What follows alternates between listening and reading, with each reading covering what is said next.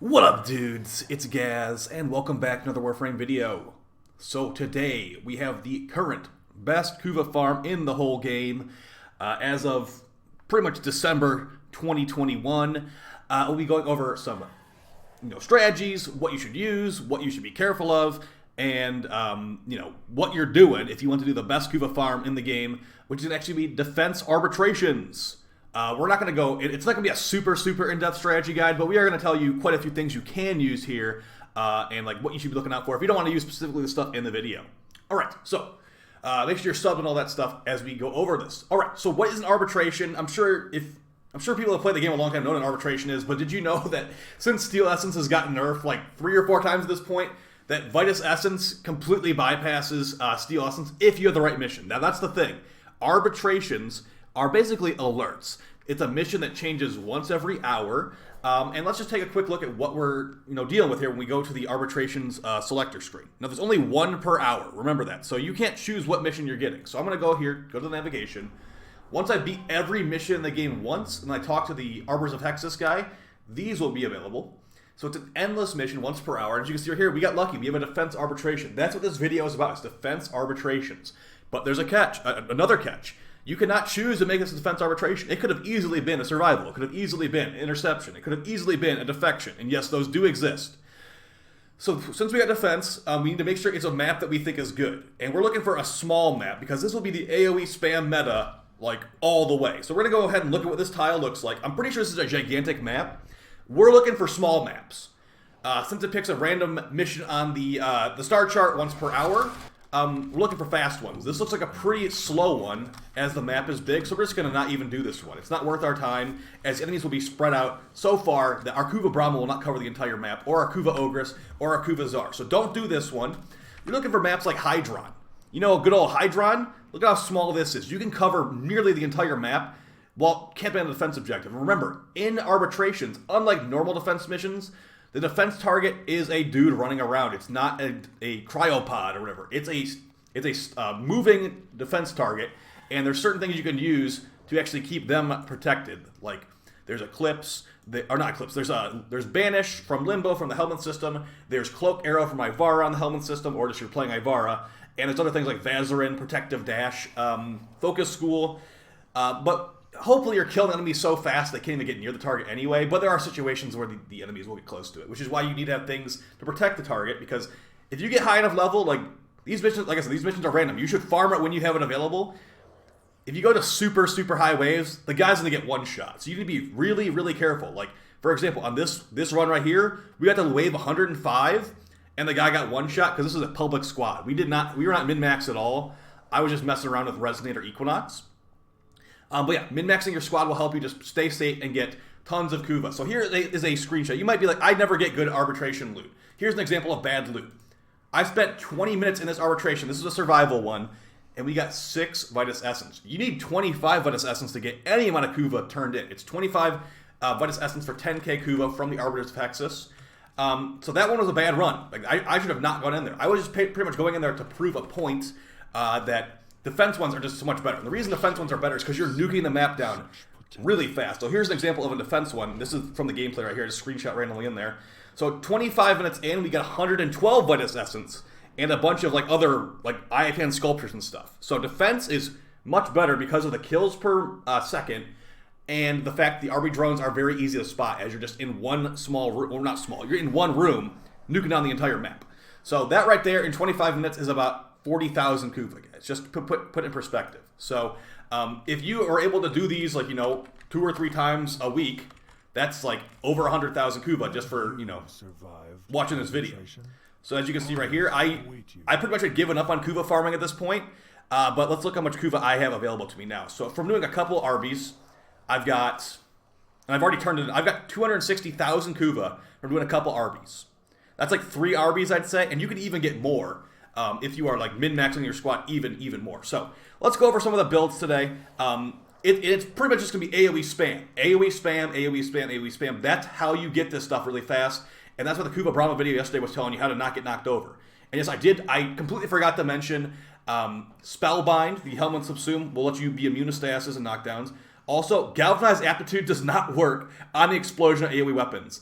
We were wondering if it worked for like 5 months. DE finally clarified that it was a knee-jerk balance decision or something like that. So yeah, do not use Galvanized Aptitude on AoE weapons, but it's fine because we'll be using upfront damage anyway to kill this stuff. All right. So as you can see in the video, I'm playing Equinox. This is an Equinox build I was messing with and created. I think it works pretty well. So we're actually going to be utilizing 2 different augments. We've got the Duality augment. So when we cast our first ability, we're going to transfer. If you've ever played Equinox, you transform from night form to day form. When you use Duality, it switches you over and you make a turret at your position that will use your weapon with mods. So in this video footage, we're using the Kuva Czar. Let's just show you exactly what I was using there. Now, I'd say, honestly, guys, get a Riven for your AoE weapon of choice because it's going to make a big difference to give you some even more damage. So here is the Equinox build I used. So we've got we basically have max range besides like one mod. We get 250% range. So overextended, stretch, cutting drift.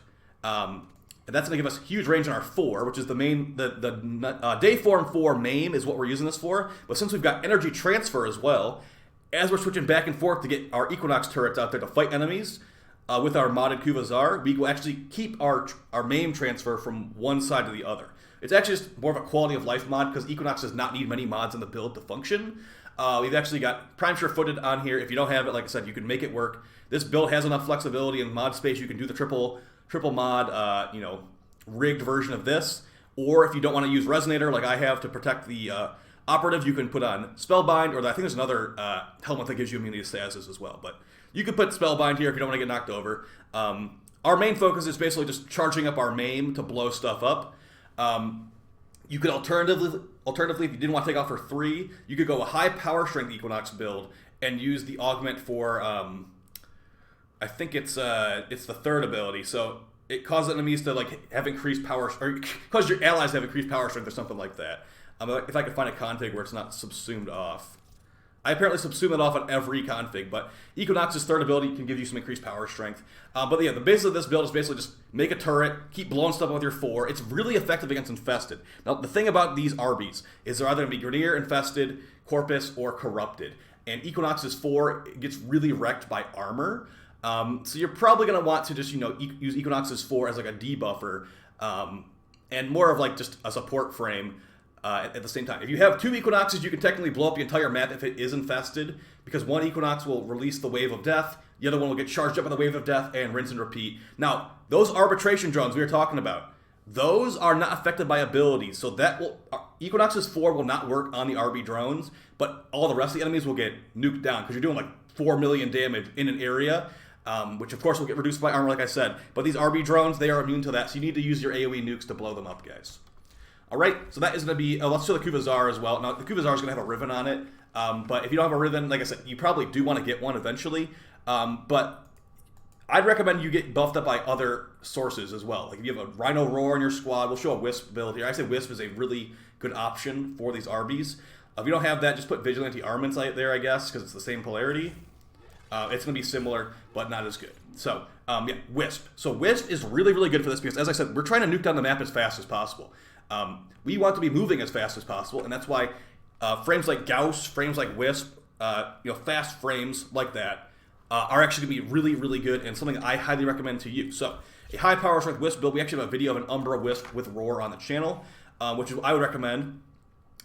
You could maybe even go with Banish on Wisp to make the guy in the Rift and all that. So, we've got high power strength. We've got this one for Avenger. You don't need to do this, but you can do this.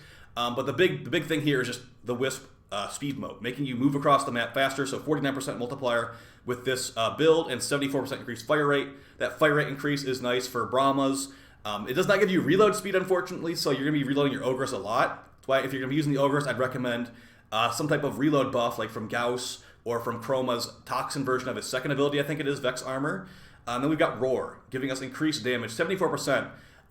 For our AoE weapons, which is really good for just nuking down the enemies. You can insta-kill level 1000 enemies with AoE weapons without even using Roar. So, and then as far as the rest of the mods, just pretty standard stuff. A bunch of power strength, a bunch of range, or a bunch of duration, a little bit of range. The shock mode's not useless, and adaptation just for personal preference. You could of course put rolling guard on there, but like I said, you're probably not gonna be getting shot in the first place because everything will be dead. And then we showed a Brahma build yesterday. Let's show an Ogress build here. Now, as you can see in the game footage, there was a Mirage in our squad spamming the Ogress, And spamming the Ogress is one of the most effective strats in the entire game for insta-clearing these maps and getting your big Kuva quickly. We're going to talk about boosters here near the end of the video, but the boosters you use are very important for getting this big Kuva, guys. But let's first show an Ogress build, and we'll show a Gauss build as well. A way you could use Gauss to actually put the operative in the Rift and not have to worry about them. Because like I said, when you get to level 100, that guy's going to get one shot. You need to make it where he is not going to get one shot. That's very, very important. All right, so showing a Gauss build here. Now, the reason Gauss is useful is because, well, first off, you don't usually mod Gauss for strength. You don't really need strength on Gauss for most situations. But, so you put a bunch of duration. The more duration you have, the higher reload speed you can potentially get from Gauss's red line ability. So once it's fully in the red line, 134% increased reload speed, and increased fire rate by 200% as well. So that's really, really good for spamming the Kuva Ogress. Keep in mind, Gauss's second ability, Kinetic Plating, also is pretty much prime sure-footed, not letting you get knocked over. Then you've got Gauss's one, Mock Rush, to run across the map really fast, blowing up enemies with your AoE weapons.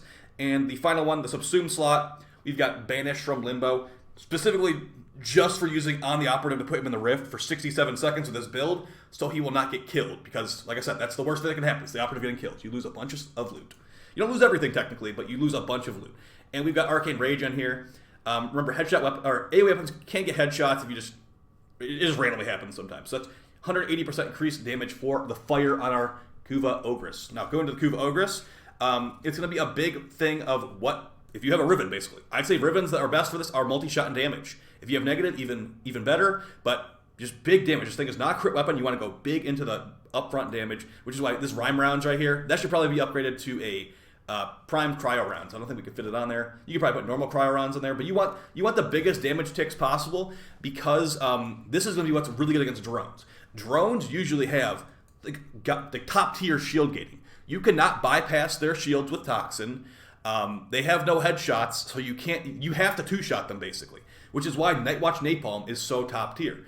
You shoot the rocket out. Let's just quickly show how this works. You shoot the rocket out, it makes fire on the ground, and that fire is another instance of damage. So pretty much, it's pretty much like you're one-shotting the drones, because the fire is already there, dealing damage to them. So the rocket hits their shield gating, then the fire kills them afterwards. But you want to make sure the fire does enough damage to one-shot them after the shield gating is broken. So that's why things like Rhino Roar, things like if you have someone on your team using like Smite Infusion maybe from Oberon with the augment to give your teammates and yourself increased radiation damage, or maybe even the Volt one, which gives increased electric damage. These Arbitration drones are weak to electric damage, so that could potentially be pretty good. And they're also weak to radiation, so that also works too. But yeah, there's fire off the map from the person using Nightwatch Napalm. The biggest problem with the Ogress is that reload speed, like I said. The ammo is not really a big issue as long as you use Vigilante supplies. You'll be picking up plenty of ammo. So yeah, just spam this thing in every doorway. That's why small maps are good, is because you can see all the enemy spawn spots and just carpet bomb them with fire. They'll walk out, they'll die, and then because the drones are public enemy number one. You need to kill these drones as fast as possible. As they are dropping this Vitus Essence, you can turn into Arbiters of Hexus for Kuva, okay? Now let's talk about boosters, and we'll go over a couple more builds here at the end, just that you could potentially use. Alright, so as far as boosters, when you're running an arbitration, it's not just your run-of-the-mill Kuva mission. The Vitus Essence is dropping is a % chance to drop. It's not guaranteed. So you're actually going to want to utilize a blue booster.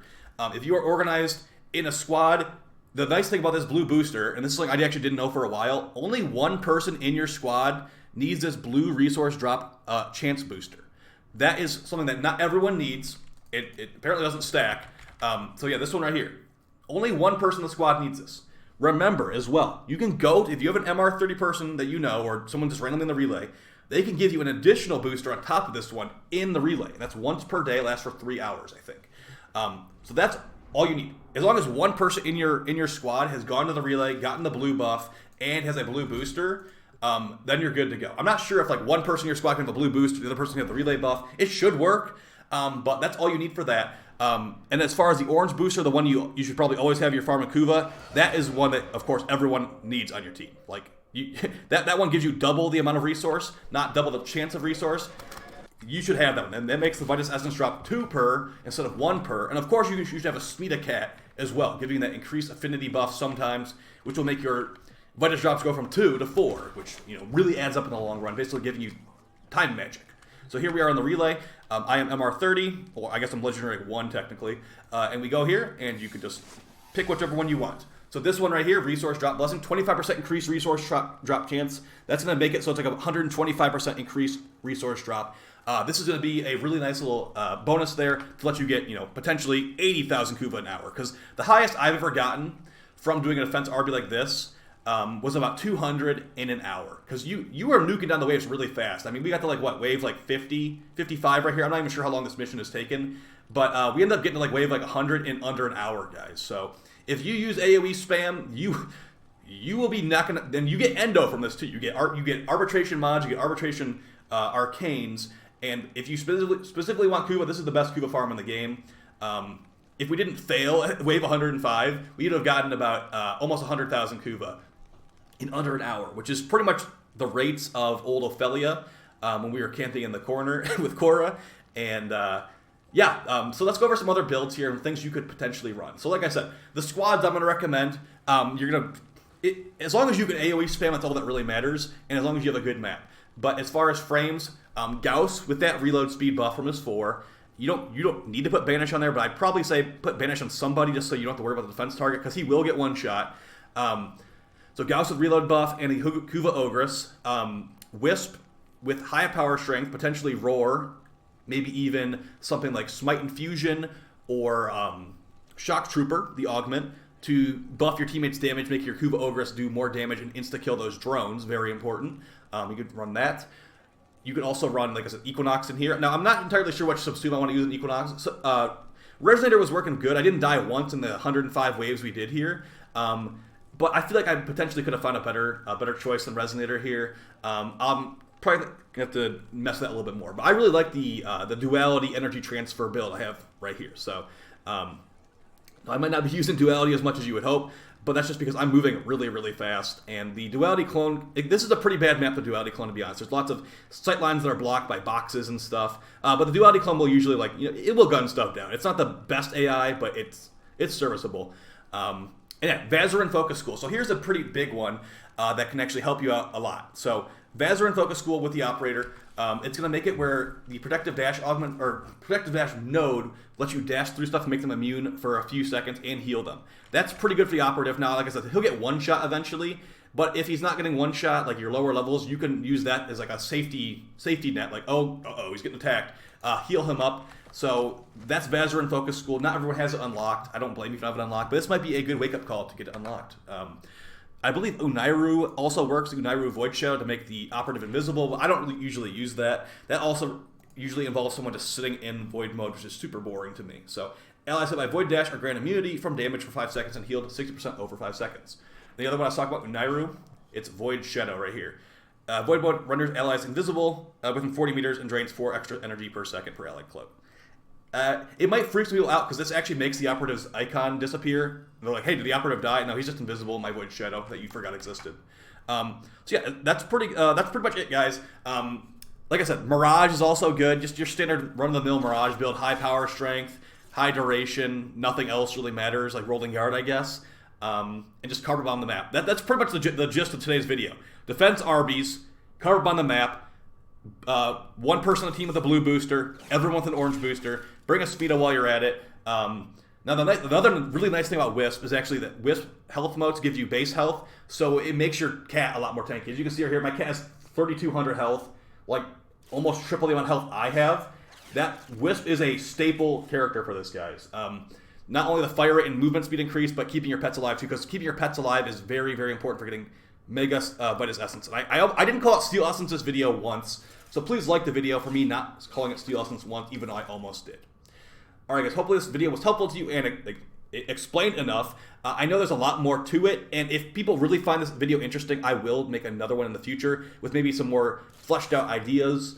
But I'd say, keep an eye out on these Arby's. If it's a bad map, don't do it. But it is worth your time. If you notice, like, oh, look, it's a Hydron Arbitration. Let's go do that. Like, let me see who my clan's online. Let's all, like, gather up, get big Kuva, and, not farm Steel Essence. Because, unfortunately, like, you can pretty much Wukong AFK it, right?